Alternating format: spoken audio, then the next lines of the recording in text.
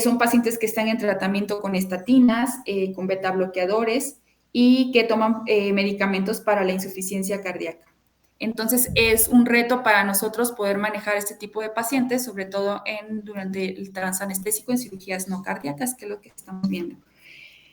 En cuanto al monitoreo, pues normalmente aquí nuevamente hay que individualizar, dependiendo si nuestros pacientes están asintomáticos o sintomáticos y el tipo de cirugía a realizar. Si nosotros vemos que es una cirugía grande, si es un paciente que está sintomático, pues lo ideal es hacer un monitoreo invasivo, ¿no?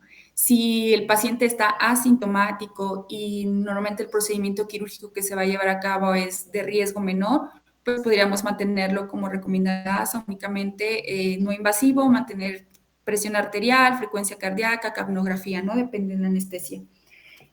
Las metas dentro de nuestra metas anestésicas durante nuestro transoperatorio, en las estenosis mitral, nosotros lo que hay que mantener es una precarga, tratar de mantenerlo lo más estable posible, sobre todo mantener una terapia hídrica pues guiada por objetivos, mantener una frecuencia cardíaca menor a 90. Este es otro dato importante, igual que la resistencia vascular pulmonar, mantenerlo lo más disminuida posible. La contractividad hay que tratarla de mantenerla igual. Y lo más importante, pues como habíamos visto en el otro, pues es la frecuencia cardíaca, porque la frecuencia cardíaca con tendencia a la bradicardia, ese es importante en aquellos pacientes, por ejemplo, que normalmente cualquier procedimiento quirúrgico les genera un estrés. En ellos sí estaría indicada la premedicación para evitar esta taquicardia como tal previo a entrar a sala. Entonces, disminuir eso, la ansiedad y el paciente entre más tranquilo. El uso de anticolinérgicos en estos pacientes no se sugiere porque no toleran la taquicardia, como les mencionaba. Los fármacos que vimos en la diapositiva anterior que ya venía el paciente, pues hay que tratar de mantenerlos y no suspenderlos.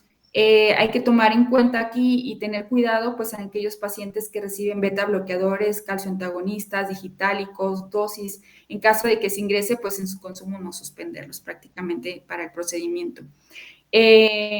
La mayoría de la literatura que encontré, pues hacía anestesia basada en opioides, que no estaba normalmente contraindicada.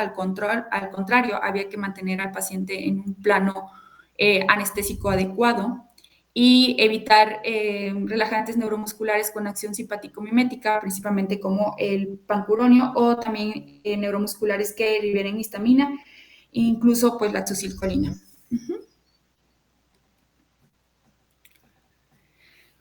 Otro dato importante, una de las, se puede decir, complicaciones o de los datos con los que cursa nuestro paciente es con una hipertensión arterial pulmonar. Esta es una de las variables que debemos tener bien controlada, sobre todo en el quirófano, ya que hay factores que pueden hacer una hipertensión pulmonar reactiva, que si se presentan pues estos fenómenos, lo que va a pasar a nivel pulmonar es que pues se va a agravar y va a aumentar la presión pulmonar, ¿no? Es importante que nosotros mantengamos una buena profundidad anestésica, evitar que los halogenados estén con una CAM mayor a 1, que estén con una CAM mayor a 1 y que pues porque recordemos que los halogenados pues lo que producen es una depresión a nivel miocárdica, ¿no? Entonces, dentro de los fármacos que podíamos nosotros manejar durante nuestro transoperatorio transanestésico, pues que vemos aquí que mantiene, por ejemplo, el FENTA, mantiene un ritmo basal, la frecuencia cardíaca tiende a disminuir, la contractibilidad que la debemos de mantener no produce ningún cambio, la precarga se encuentra normal o baja y las resistencias vasculares sistémicas pues baja. De esta tablita lo que nos puede llamar la atención es la ketamina, que puede decir que está completamente contraindicada utilizar en este tipo de pacientes. Porque nos aumenta la frecuencia cardíaca, nos aumenta la contractibilidad, nos aumenta la precarga y nos aumenta las resistencias vasculares sistémicas. Entonces, sería un dato importante nada más de evitar, únicamente porque pues tienden a la taquicardia, ¿no? Aquí el tipo de anestesia, prácticamente no hay una técnica específica o que yo haya encontrado que esté indicada o contraindicada como tal.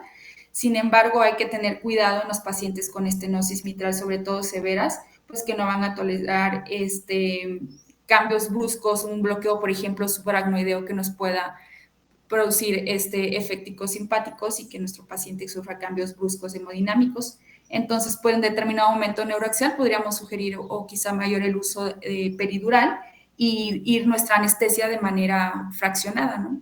Entonces, aquí había encontrado que había recomendaciones epidural dependiendo de la clase funcional 1 y 2 y anestesia general balanceada en clases funcionales 3 o 4, ¿no? Pero lo más importante, pues, era individualizar el manejo anestésico dependiendo de cada paciente. A No ver, sé ahí, si ahí, hasta Samantha. aquí de este... Ajá, sí, Ok, de lo que comentaste sobre la sí. hipertensión pulmonar, Ujú.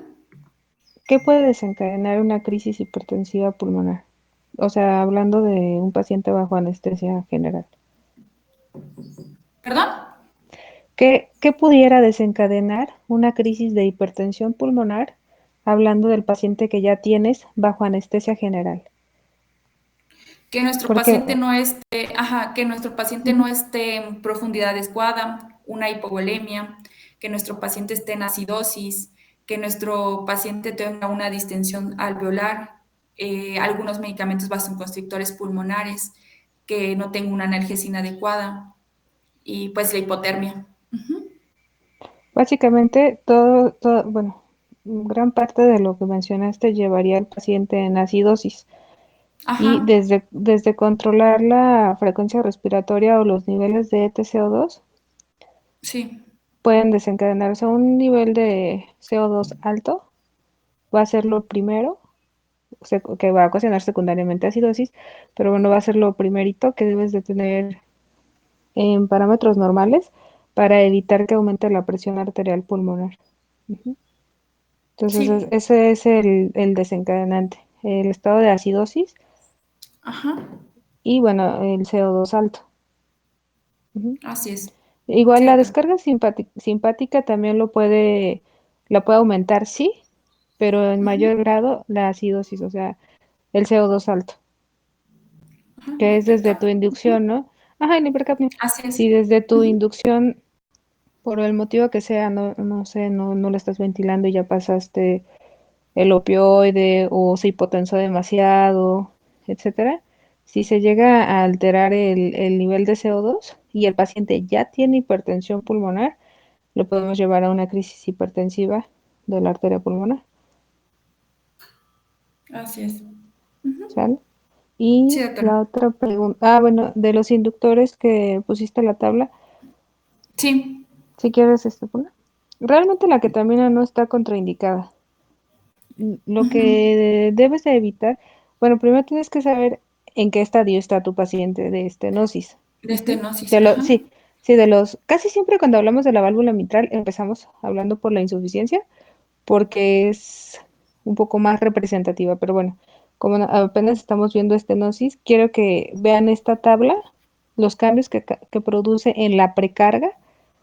En la contractilidad ya lo saben, pero los cambios que producen los inductores en la precarga y en las resistencias vasculares, y ya después vamos sumando los datos y el grado de estenosis mitral que tenga el paciente para saber qué es lo que sí puede llegar a tolerar o no, porque el paciente con estenosis mitral grave, sintomática, puede tener disfunción diastólica. Ujú. Que en la tabla del grado 1, 2, 3 y 4, no sé si la puedes poner. Voy. Ajá, Espérenme, ¿dónde está? Aquí está. Esta. ahí. Ah, bueno, yo no la alcanzo a ver bien. No, esa, ajá. La de Ajá. ABCD, pues. Bueno, ahí Sí, te van a hablar, hay cuatro características. Son las del 2017 de la guía europea, perdón. sí, Es que yo no alcanzo a ver las letras. Pero bueno, sí, sí, sí. en la estenosis vamos a valorar básicamente cuatro criterios. El que nos va a determinar el grado, por así decirlo, es el nivel de calcificación del anillo mitral. Como tú nos habías dicho, si tiene un área valvular mitral de 1.5 a 2, de 1 a 1.5 o menor de 1 centímetro, ¿no? Eso nos va a estar determinando. Por un lado, el área valvular mitral. En segundo, bueno, otro dato a considerar es el grado de engrosamiento de las valvas. El tercer dato es cómo se encuentra el aparato subvalvular. Ajá, y ay, me distraje con el ruido, pero ah, les mencioné el tamaño, calcificación, el aparato subvalvular y la movilidad de las valvas. Ujú, esa es la clasificación de Wilkins. Esto sumado a las características a la repercusión que se tiene en el atrio izquierdo, en el tamaño, en el volumen del atrio izquierdo y al gradiente medio, todo esto se va a considerar para estadificar al paciente. Si tenemos un paciente que está ya con disfunción diastólica, con hipertensión pulmonar, o que ya está en un estado trombogénico, etcétera, o que ya tiene presencia pues de trombos en nuestro atrio izquierdo y que condicionan mayor limitación o mayor obstrucción al flujo, todo esto lo tenemos que ir sumando para elegir el método anestésico, independientemente de si la cirugía es abdominal o de miembros pélvicos, etcétera. Lo tenemos que conocer para ver qué monitoreo vamos a elegir y qué método anestésico vamos a llevar a cabo, qué inductores o relajantes o incluso el opioide, cuál vamos a estar utilizando o en qué dosis, etcétera, para tener un control pues más adecuado. Y no sé si revisaste a partir de qué condición está indicada la comisurotomía o la cirugía de reemplazo valvular.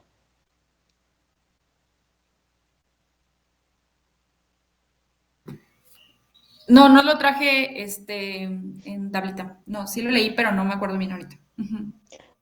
Bueno, igual, como si realmente el cambio valvular mitral sí es una cirugía muy frecuente, ya sea sola o un método, bueno, no un método, sino una cirugía que combine la válvula aórtica y la mitral son de lo más frecuente. Sí lo tienen que llevar, pues al menos leído y conocido para cuando vayan a rotar sale. Y eso está en las guías que revisaste, las del Ujú, de 2017. 2017. 2017. Ujú. Ahí viene, ¿no? Este es un grado 1C o 2BC. Casi todos son recomendación de expertos y 1, 2A y 2B, ¿no? Pero bueno, si quieres seguimos con la insuficiencia. Ah, sí, perdón, con insuficiencia. Ujú.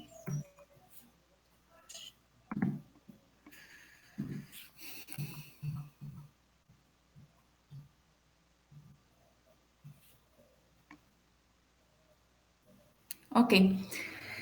Eh, Continuando, vamos a hablar de la insuficiencia mitral. Vamos a ver que se clasifica en base a presentación. Puede ser en aguda o en crónica. Esta se considera un trastorno de cierre de la válvula mitral. Se presenta en sístole. Es relativamente frecuente, hasta en 1.7% de los pacientes. La que nos va, la aguda, pues es un cuadro que se presenta súbitamente, casi siempre por una ruptura de alguna cuerda tendinosa papilar, de un traumatismo, de una endocarditis infecciosa. Son cuadros pues bastante severos y se tiene que normalmente pues pasar a veces a quirófano de manera urgente. Entonces realmente a la que nosotros nos va a interesar más es la crónica.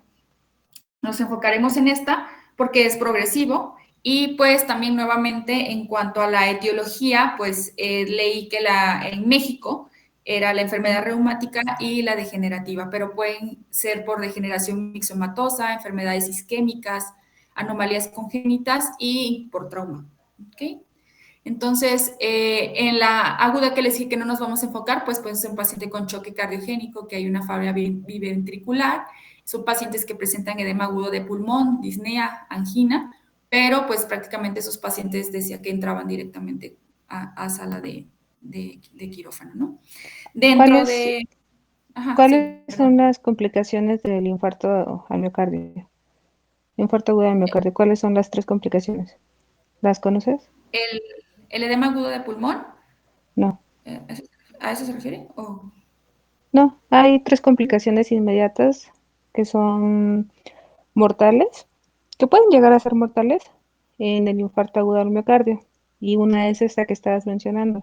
Una de ellas es la ruptura del músculo papilar que condiciona insuficiencia mitral libre, que es la que de manera urgente entraría a un cambio valvular mitral. Entonces no es tan infrecuente, es una complicación del infarto. Ah, ok. Ujú. Solo que generalmente si no hay donde se atiendan, pues el paciente se muere y hace todos los datos de falla cardíaca derecha, pero es por la insuficiencia mitral libre que llegan a presentar. Ok. Eso sí Dentro lo de, pueden llegar a ver ahí, en cardio, que te digan, está en hemodinamia, llegó un infarto agudo y le hacen la ventriculografía, ven la insuficiencia mitral aguda severa y pasa directo a quirófano. ok. Adelante. Ok. Dentro de los signos y síntomas, pues el paciente presenta fatiga, disnea, puede presentar angina, hipotensión ortostática y, como dijo la autora, inclusive muerte súbita. En cuanto a la fisiopatología de la insuficiencia mitral, vamos a ver que la gravedad va a depender de diversos factores. Dentro de esos va a ser el tiempo de expulsión sistólico, el área del orificio de reflujo, el gradiente de presión, la distensibilidad de la aurícula izquierda. ¿Ok? Entonces, lo que aquí o prácticamente lo que va a pasar, sabemos que el flujo sanguíneo va normalmente de la aurícula izquierda al ventrículo izquierdo y pues del ventrículo izquierdo pues va a la circulación sistémica. En el caso de la insuficiencia, estas valvas pues como que no captan y exudan un reflujo en sentido retrógrado. Entonces, la aurícula izquierda se va a encontrar con un doble volumen, ya que se va a encontrar con el que viene del ventrículo, como que llega de las venas pulmonares, entonces una patología de sobrecarga de volumen. A diferencia, por ejemplo, de la estenosis, que era una sobrecarga de presión. ¿Okay?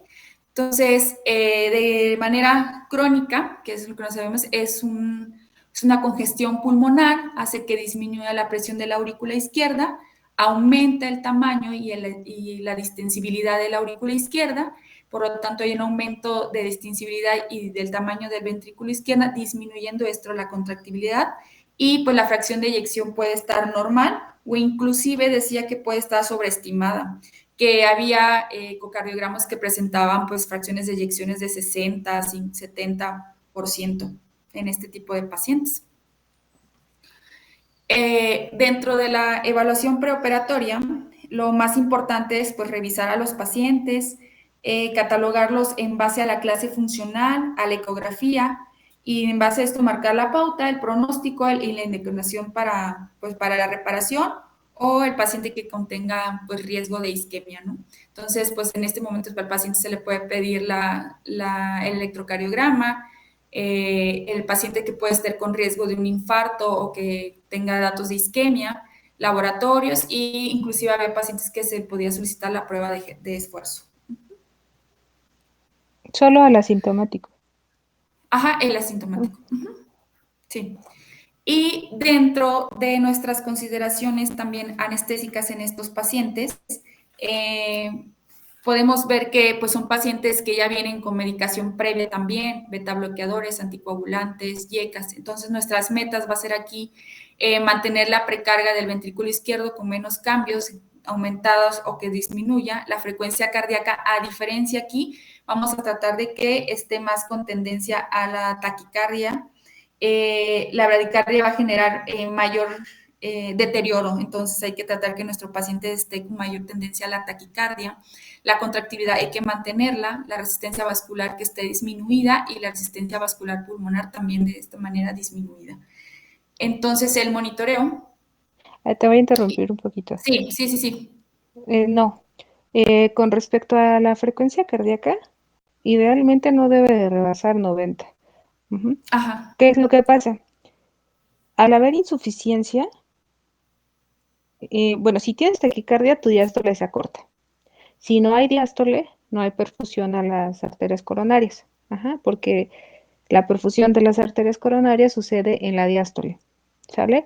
Entonces, el problema es que el flujo que debería de irse a la circulación sistémica y entre ellas a las coronarias, se regresa. Entonces, si tú acortas tu diástole, hay menos oportunidad o aumentas tu frecuencia cardíaca, hay menos oportunidad de que perfundan las coronarias y mayor riesgo de isquemia. Ok. Lamentablemente, estos pacientes generalmente desarrollan fibrilación auricular. Pero esta fibrilación auricular pues es en las aurículas. Lo que necesitamos mantener en menor de 90 es la frecuencia ventricular. Ajá. Es lo que intentamos mantener pues normal, ¿no? No tan alto, porque si no, no va a haber perfusión a tus arterias coronarias. Ok, sí, ¿Sale? Va, sí, doctor. adelante. Nuevamente, dentro del monitoreo, pues lo va a ser lo recomendado, sobre todo en insuficiencia mitral leve, pues únicamente un monitoreo no invasivo. Y para pacientes sintomáticos o para someterlos a cirugía más grandes, pues igual línea arterial es muy importante, el catéter venoso central, el de la arteria pulmonar e inclusive ecocardiograma transesofágico.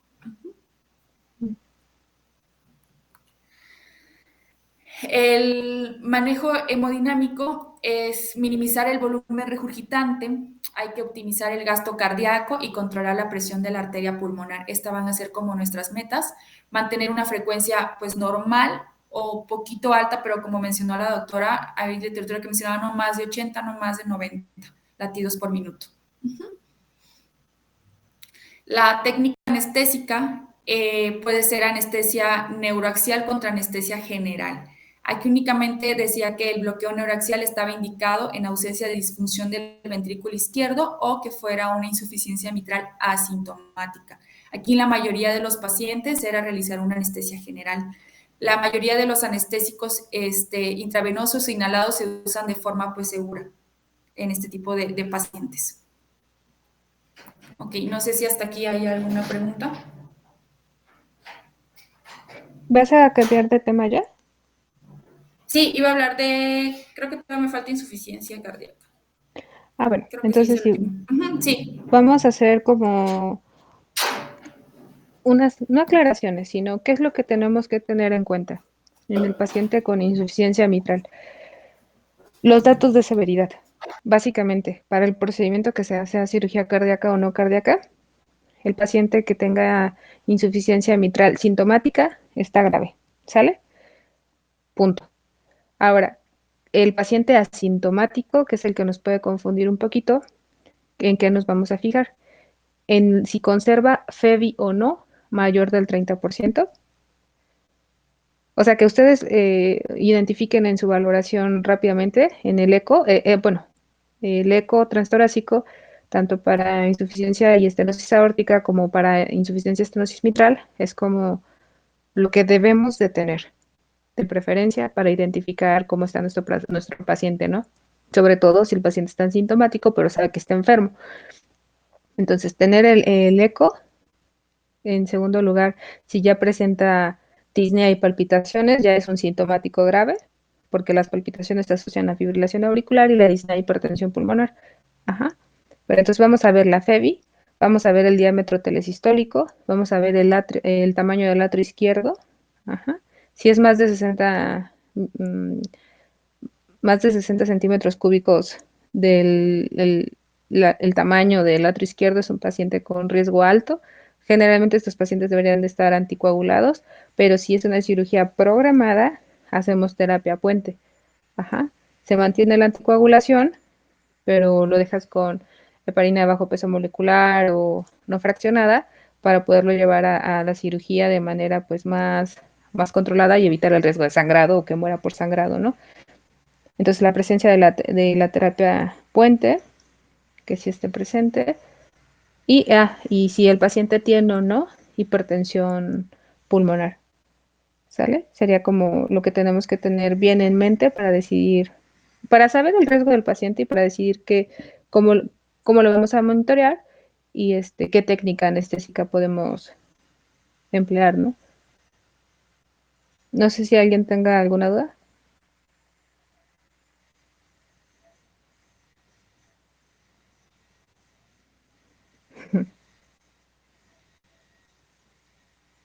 Bueno, y también la otra situación es a qué paciente vas a operar. O sea, por ejemplo, en el caso de la estenosis mitral, si leen las guías del 2017, van a ver que casi a todos les van a decir, este va para comisurotomía, que es algo que se hace en el laboratorio de hemodinamia. Ujú. si es percutánea, ¿no? Y la mayoría de las recomendaciones es llévala con mesirotomía mediante hemodinamia, como para ir dejando el reemplazo valvular para un estadio pues más avanzado. Ujú. Y ya hay pocas indicaciones de que te van a sugerir que ya lo lleves a recambio valvular. Y está el otro espectro, ¿no? Que es el paciente que sí cumple los criterios, pero está tan grave que la cirugía ya es un mayor riesgo y entonces le vas a poner la válvula, una válvula aórtica, pero en posición mitral, ¿sale? Eso hay que conocerlo. Igual, tal vez todo lo que les estoy comentando es más para alguien que ya está haciendo anestesia cardiovascular, pero bueno, igual si hay algún interesado lo puede ir conociendo desde ahorita o incluso con que sepan cuáles son las alternativas que existen. Y bueno, en el caso de la insuficiencia mitral, vamos a llevar aquí al revés. Casi toda la indicación es hacer o una anuloplastía, o sea, pero mediante cirugía, o cambiar la válvula. Hay pocos, como está afectado también el aparato subvalvular, hay pocos pacientes que pueden irse a la colocación de un mitraclip se coloca en hemodinamia. Ajá. Casi todos van a requerir un cambio valvular. Entonces hay que saber a partir de qué estadio es mejor llevarlo al cambio valvular antes de que te presente una hipertensión pulmonar fija, ¿no? Por ejemplo, o que la insuficiencia tricuspida siga siendo funcional y no un estadio más avanzado porque ya no hay tanto beneficio. Entonces, por un lado, en la estenosis como que lo vas dejando un poquito y en la insuficiencia es, oye, ya lo puedo operar, ¿sale?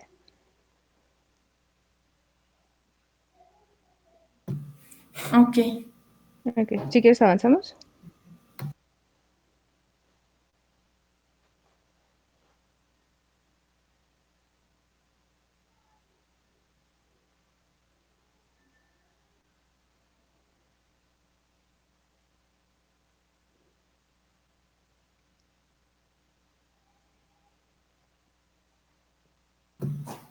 ok. Eh, Continuando, me toca el siguiente tema que era insuficiencia cardíaca. La insuficiencia cardíaca lo vamos a definir como la incapacidad del corazón de bombear sangre con una velocidad suficiente para satisfacer prácticamente todas las demandas metabólicas de cada uno de los tejidos. En cuanto a su... Ay, no cambia. A los tipos de insuficiencia cardíaca, vamos a clasificarla en aguda o crónica por su presentación. Se puede clasificar en derecha e izquierda, se puede presentar de bajo gasto y gasto elevado, se puede presentar en pacientes con FEBI reducida o con FEBI conservada. Y vamos a no olvidar aquí los términos que es sístole, le vamos a decir la contracción del corazón, la salida de la sangre, y la diástole, la relajación del corazón, y es el llenado de la sangre. Entonces, continuando con su clasificación, vamos a ver que con FEBI reducida es un menor del 40%, puede ser por cardiopatía isquémica, miocardiopatías, valvulopatías, miocarditis.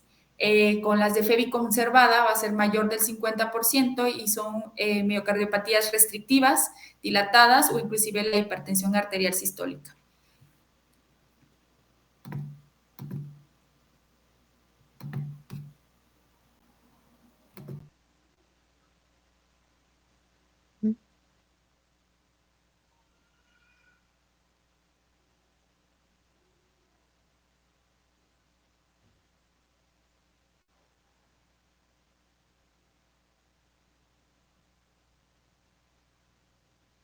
Solo yo me quedé sin imagen. No, también yo. Ah, ok.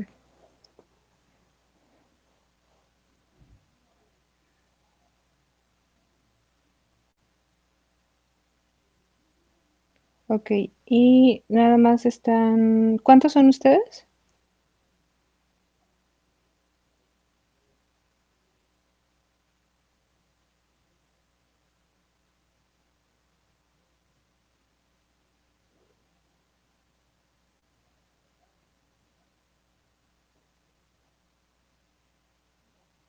Bueno, vamos a continuar, ¿sale?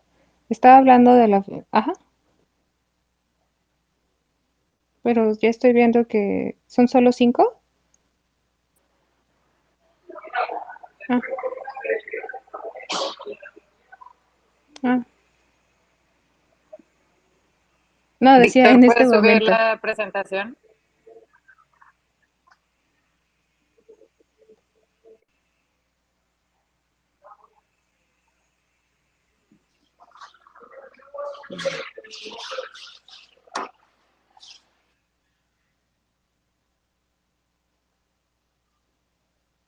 Bueno, por lo mientras, tengo aquí que hay alguien que se llama Yelmi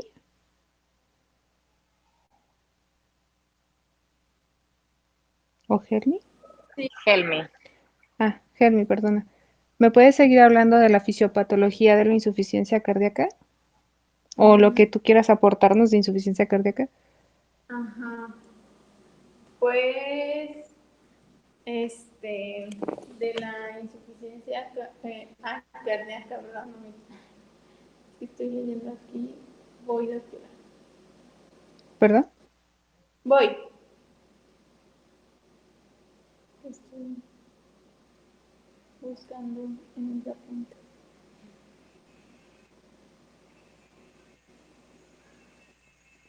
Mm, Bueno, hay dos Dafnes.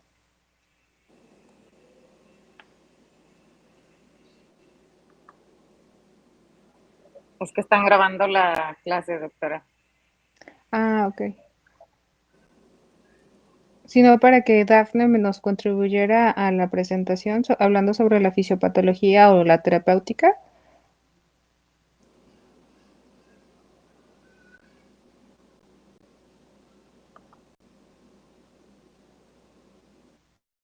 ¿Alguien estudió el tema de insuficiencia cardíaca? Aparte de Samantha. Ok, Víctor. ¿Qué nos puedes aportar?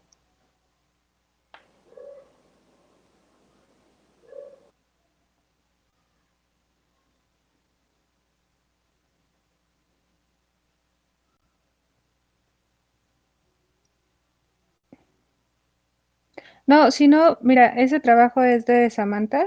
No sé si tenga como alguna muletilla ahí colocada que no vayamos a entender. Mejor háblame tú sobre la fisiopatología de la insuficiencia cardíaca y los pilares de tratamiento.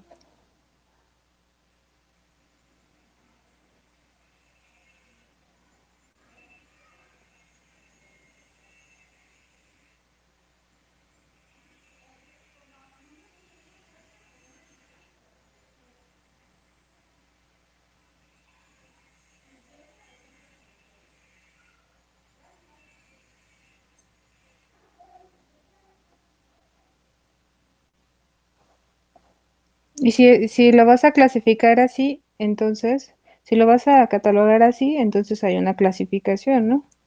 ¿A partir de qué momento, hablando del gasto cardíaco, está un paciente con insuficiencia cardíaca?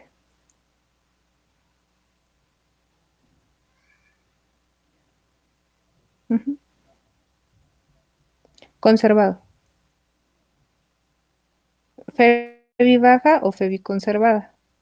La fracción de eyección, FEBI es fracción de eyección del ventrículo izquierdo.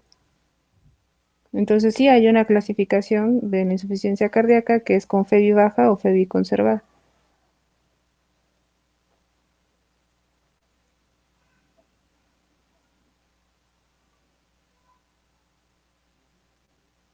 Ujú.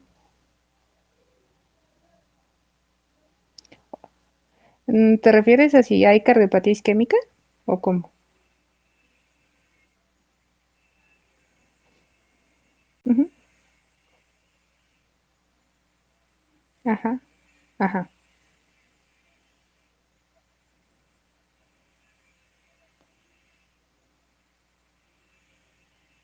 A ver, hablo más. Ajá.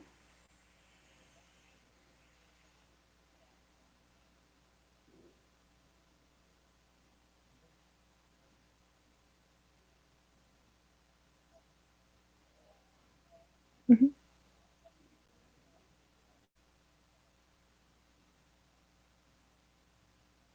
O sea, como por qué entonces había un paciente que tenía insuficiencia cardíaca.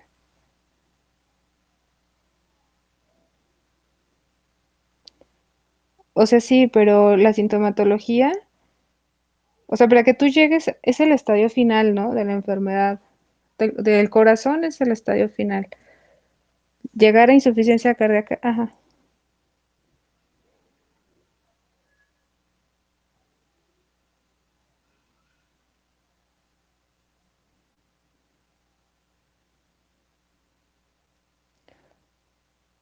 No, o sea, es que hay diferentes condiciones que te pueden llevar a insuficiencia cardíaca, no solamente la isquémica, que es como la más, la que más podemos identificar porque es más común, pero también hay arritmias que te pueden llevar a insuficiencia cardíaca, enfermedades por depósito, la amiloidosis, etcétera, te puede llevar a insuficiencia cardíaca. ¿Qué más? Por eso, no sé si revisaste las guías específicamente de la AJA.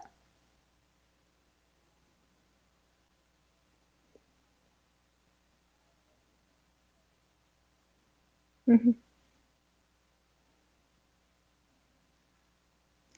Bueno, ¿cómo diagnosticas la insuficiencia cardíaca?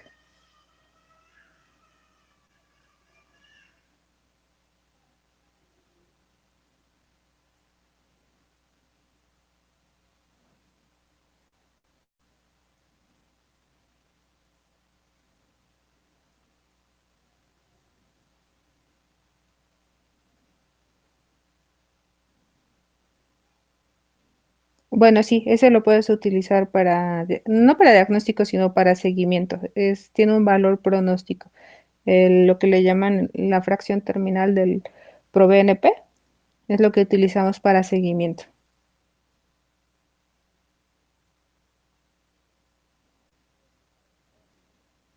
No, hay un límite de cuando está arriba de 2000. Es como es un dato de mal pronóstico en pacientes que ya tienen insuficiencia cardíaca o que les estás implementando una nueva terapéutica y lo utilizas para saber si está funcionando o no.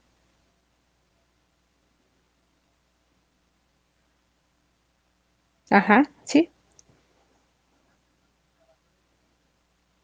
Ujú,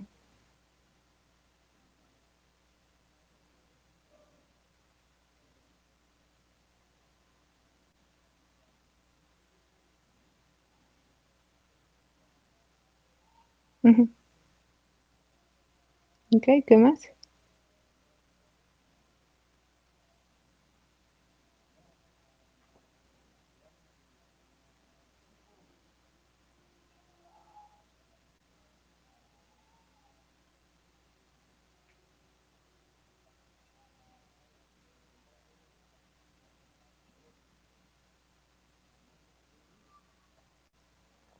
Ujú.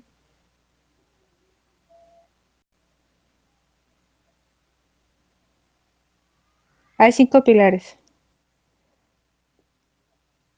Ajá. Ujú,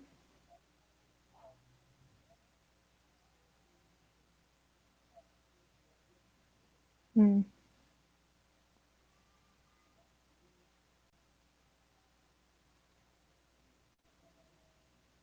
No, pero los pilares farmacológicos, eso es anecdótico y siguen siendo los mismos. Hay 5, ujú, ajá, así, van 2, 3, 4.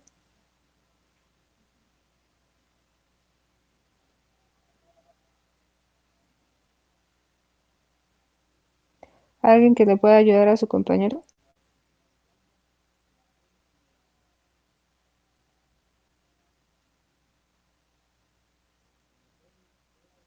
Eh, Ay, casi pues no te según escucho. yo, disculpe, también los inhibidores del cotransportador 2 de sodio y glucosa, los que, Pero- bueno, estos están recomendados junto con los YECA, los que son los inhibidores de los receptores de del angiotensina, calcio.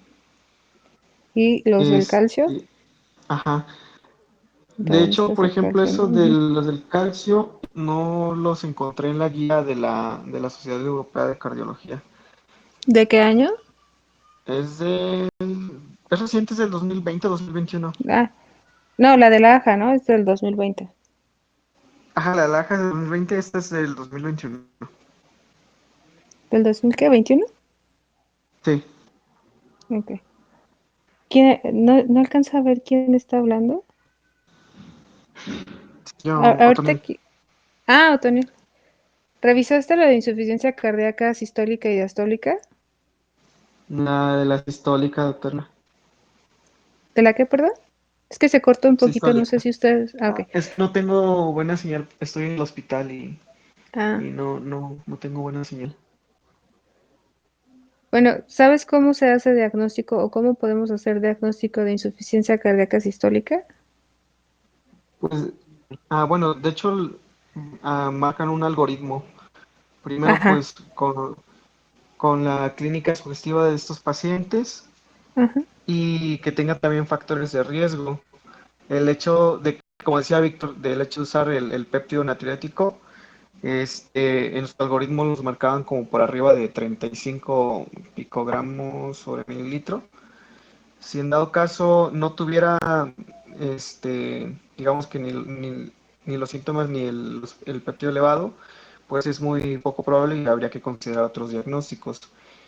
Posteriormente, si en dado caso, sí, pues ya entra como sospechoso y habría ujú. que hacer pues el ecocardiograma para hacer la clasificación. Si Bueno, en son dado ahí caso estudios de tiene, imagen, ¿no?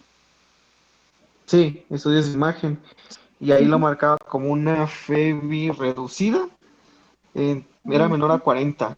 En otros lados Ajá, creo que había visto que hasta menor de esa. 35, pero en esta lo marcaba como menor de 40. La que estaba Ajá, levemente reducida, que se encontraba entre pues, el 40 y 50, y la otra pues que era que conservada, de mayor de puede 50, me haber parece. más del 50%. Ajá, Ajá. ajá. Y ya después de que vea, pues con eso se confirmaba como tal el diagnóstico y pues ya se entraba con el pilar del tratamiento.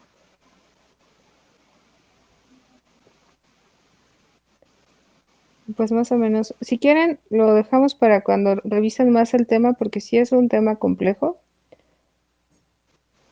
Y no podemos hablar ni de diagnóstico por imagen, porque ya es muy especializado. Si les empiezo yo a comentar sobre datos del ecocardiograma o pues de la resonancia, Sí, bueno, de diferentes cosas, creo que no me van a entender. Por eso les estoy preguntando de la fisiopatología, porque si es algo más, pues algo que ya debieron de haber revisado desde medicina general, ¿no?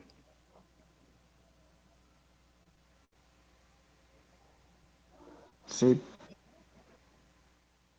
Bueno, para la siguiente clase, que era ya lo de los halogenados, no sé si Víctor u Otoniel pudieran hacer literalmente una diapositiva, cada quien, que especifique bien la fisiopatología y en un cuadrito cómo se diagnostica la insuficiencia sistólica y la insuficiencia diastólica.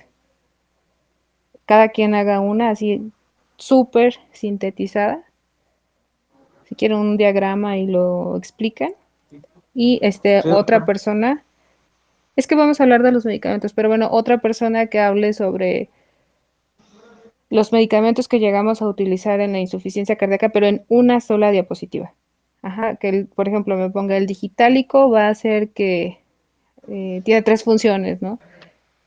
Que bueno, me las va a decir en ese momento y nos va a ayudar en insuficiencia cardíaca para específicamente esto. El bloqueador lo vamos a dar por esto. El diurético lo vamos a dar cuando esto. Ajá. Y hay otros medicamentos porque ya se agregó Sí, doctora. es bueno, en inglés es ibrabagine, pero bueno, eso ya es un poquito más, ni siquiera está en México, ¿no? Pero bueno, entonces serían esas tres diapositivas. Ustedes dos de la fisiopatología y alguien más que haga de los 5 pilares terapéuticos, pero muy sintético que se les quede, Ok, sí, está bien. ¿sale? Sí, Bueno, pues entonces nos vemos el próximo martes. gracias, doctora. No, gracias a ustedes. Chao, buenas noches. Bye. Chao. Gracias.